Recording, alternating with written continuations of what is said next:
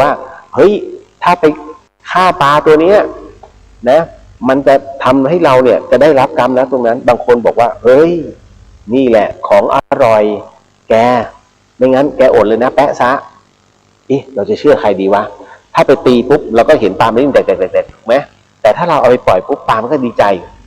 นะแล้วก็ว่ายน้ำนะตรงนั้นพอคุณโยมปล่อยปลาเสร็จปุ๊บสิ่งที่คุณโยมเห็นก็คือเฮ้ยมันได้อีกหนึ่งชีวิตใหม่ของมันนี่ใจที่มันเป็นกุศลนี่แหละจงเชื่อในสิ่งที่เป็นกุศลและทำแล้วเป็นเรื่องที่ดีท่านจึงให้เชื่อเหล่านั้น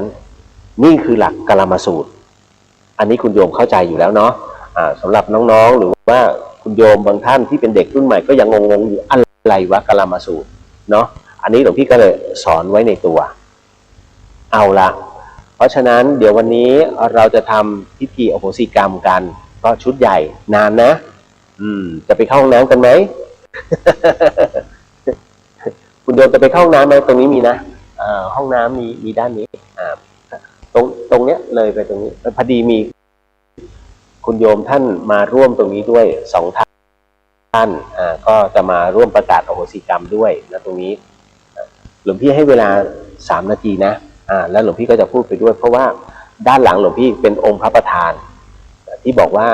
องค์ท่านชำรุดแล้วก็พระเนตรของท่านน่ะ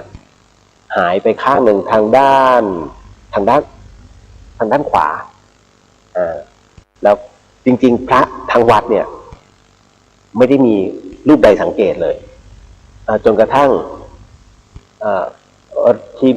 ทีมพระวัดฝายหินก็ร่วมกันจัดนี่นู่นนั่นแล้วก็ทาสีพอท่านเคลื่อนออกมาเนี่ยปรากฏว่าท่านก็บอกตาหายไปข้าง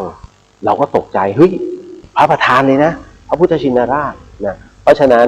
นั่นแหละก็เลยอย่างที่คุณโยมว่าควรจะซ่อมทั้งองค์ก็หลวงพี่ก็ตัดสินใจท่านเจ้าอาวาสก็บอก